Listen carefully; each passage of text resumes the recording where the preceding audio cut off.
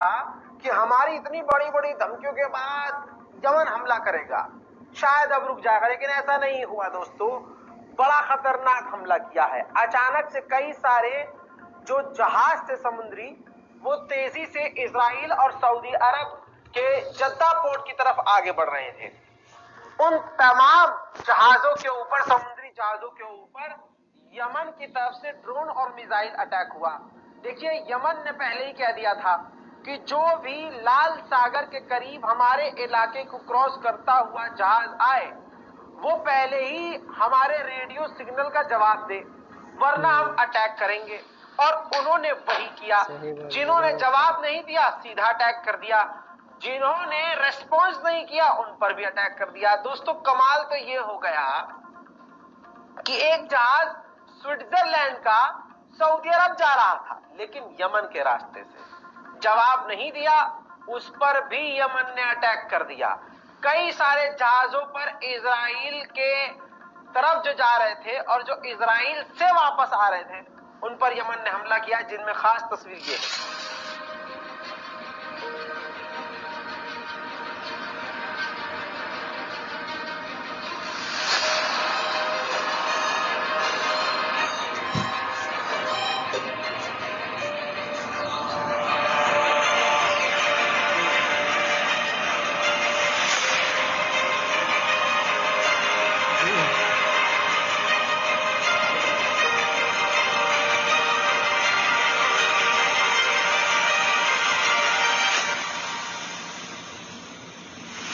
देखिए, इन हमलों के बाद एक बात क्लियर हो गई है कि यमन रुकने वाला नहीं है, और इजराइल के ऊपर यमन और दूसरे देशों का गुस्सा बढ़ भी इसलिए रहा है क्योंकि इजराइल भी लगातार हमले गाजा पर जारी रख रहा है। 3714 विद्यार्थी, स्टूडेंट्स, सिर्फ स्टूडेंट्स के आंकड़े बता रहा हूं, 3714 स्टूडेंट्स का कत्ल कर चुका है इजराइल। फिलिस्तीनियों की जमीन किसी न किसी तरीके से इजराइल हड़पता है। जेरूशलम के इलाके में ट्रेन की पटरी बिछाने के बहाने फिलिस्तीनियों की जमीन को हड़प लिया इजराइल ने। कोई मुस्लिम देश नहीं बोला, लेकिन कतर बोला। कतर ने बोला कि यह सरासर इजराइल ने गलत किया है, जिस तरह से एयर ट्रेन का ट्रैक बिछाने के नाम पर इजराइल ने फिलिस्तीनियों की जमीन हड़पी है, इसको बर्दाश्त नहीं किया जाएगा। वहीं जर्मनी के अंदर जर्मन की सरकार ने 4 हमास के लोगों को डिटेन किया है, ये इल्जाम लगाते हुए कि ये हमास के लोग हैं और जर्मनी में ही यहूदियों पर अटैक करने की प्लानिंग कर रहे थे। स्विट्जरलैंड की पार्लियामेंट में भी फिलिस्तीन के खिलाफ कदम उठाया गया और मांग की गई कि जो हम फिलिस्तीन को फंडिंग करते हैं, वो पैसा देना फिलिस्तीन को बंद कर दिया जाए। लेकिन जब विपक्ष की पार्टी ने जोरदार आवाज उठाई और फिलिस्तीन के ऊपर हो रहे जुल्म को सुनाना शुरू किया, तो आपको पता है क्या हुआ? पार्लियामेंट स्थगित हो गया और ये बिल पास होते होते रह गया।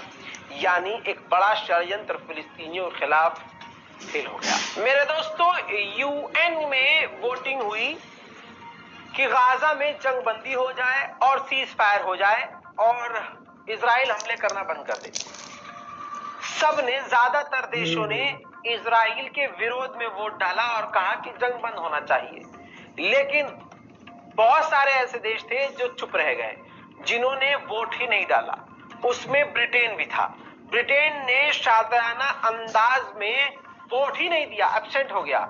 लेकिन वहां के लोग जिंदा दिल थे और अपने देश की हरकतों पर उनकी पूरी नजर थी, तो उन्होंने अब अपनी ही सरकार की आलोचना करते हुए, ये तस्वीर देख लीजिए, बर्तानिया की जगह जगह पर, अलग अलग जगहों पर जो फेमस इलाके हैं, वहां पर उन्होंने बच्चों के मारे जाने के याद में और अपनी सरकार के विरोध में खिलौने, टॉय, टेडी बियर, वो सब रखे और विरोध किया अपनी सरकार का कि किस तरह से बच्चों के मारे जाने पर भी बर्तानिया यानी हमारी देश की सरकार खामोश है, चुप है, बल्कि जंग तक रुकवाने को इनकार कर रही है। गाजा की हेल्थ मिनिस्ट्री ने कहा है कि इजराइल की मिलिट्री जो है गाजा के लोगों को ह्यूमन शील्ड की तरह इस्तेमाल कर रही है अस्पतालों में घुसने के लिए और इलाकों में घुसपैठ करने के लिए। बड़ी मुश्किल के बाद यूएन के अंदर सीज फायर का बिल पास हो गया कि हाँ, सबने इसी में ज्यादातर वोट दिया है